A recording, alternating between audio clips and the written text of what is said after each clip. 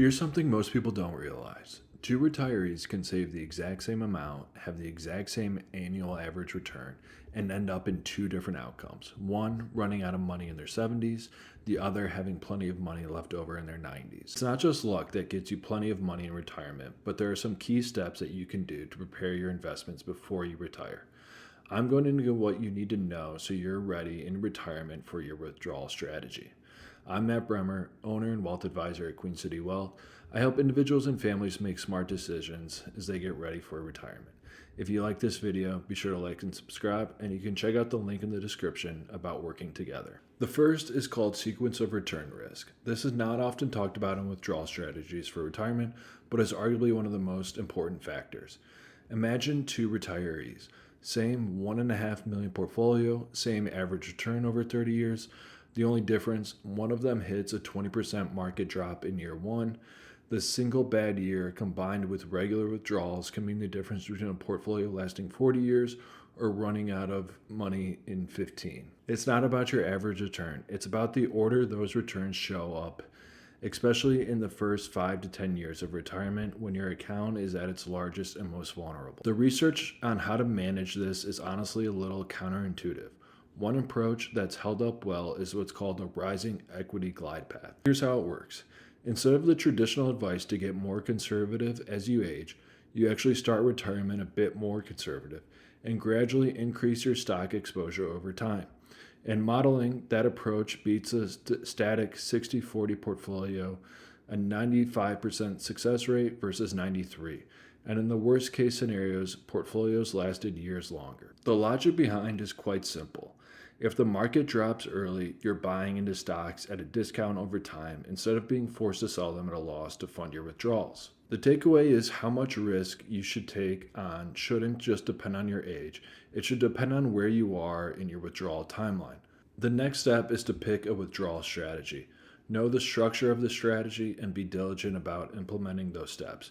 You've probably seen different strategies mentioned like the bucket strategy or the 4% rule, but it's not about just picking a strategy, but actually following the steps along the way.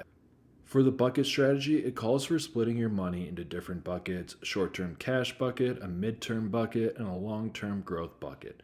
This allows you to pull living expenses from the cash bucket and not to sell stocks in a downturn.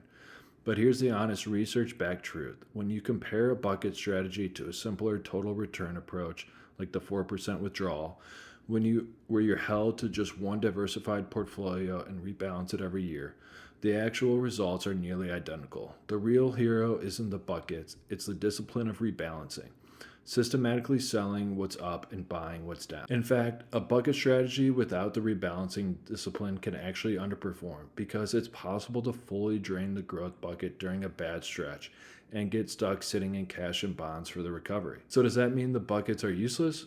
Not exactly.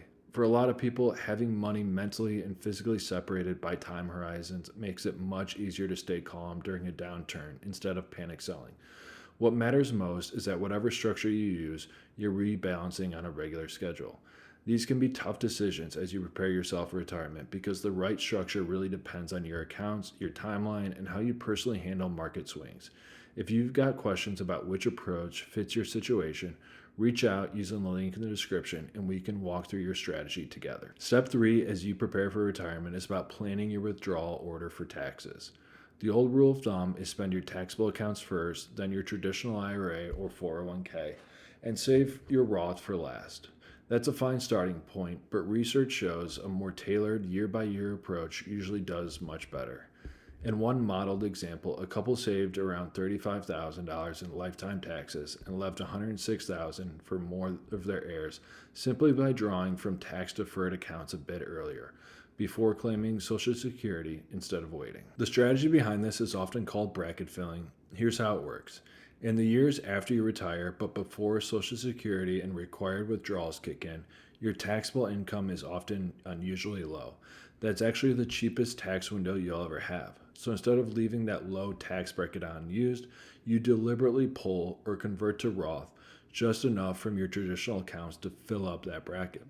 Even if you don't need the cash to live on, every dollar you move at a lower rate now is a dollar you avoid being taxed at a higher rate later. once Social Security and RMDs are stacked up on top of one another. There's one more tool worth knowing here if giving to charity is part of your picture. Once you turn 70 and a half, you can send money directly from your IRA to charity, called a qualified charitable distribution, and it counts towards your required withdrawal, but it isn't counted as taxable income at all. For a lot of retirees, that's a meaningful lever. And that goes into step 4 for your RMD rules. Once you hit age 73, the IRS requires you to start pulling money out of traditional IRAs and 401ks. Whether you need to or not, your first RMD is due by April 1st of the year after you turn 73. But a word of caution, if you delay the first one, you'll end up taking 2 RMDs in the same calendar year, which can push you into a higher bracket. Every year after that, the deadline is December 31st. You miss an RMD and the penalty is steep, up to 25% of what you should have withdrawn. This is exactly why step 4 matters so much. The more you can shrink that traditional account balance in your early retirement years, the smaller and more manageable your RMDs will be later. Before you start withdrawing in retirement, get clear on your starting withdrawal rate, how you'll manage sequence of returns risk, the structure you'll use to hold and rebalance your money, the order you'll pull from your accounts for tax efficiency, and your RMD timeline. If you want help figuring out what this actually looks like with your own numbers, that's exactly what I do at Queen City Wealth. There's a link in the description to book a 45-minute intro call, and we can walk through your specific plan. And if this was helpful, hit the subscribe and you can turn into more videos.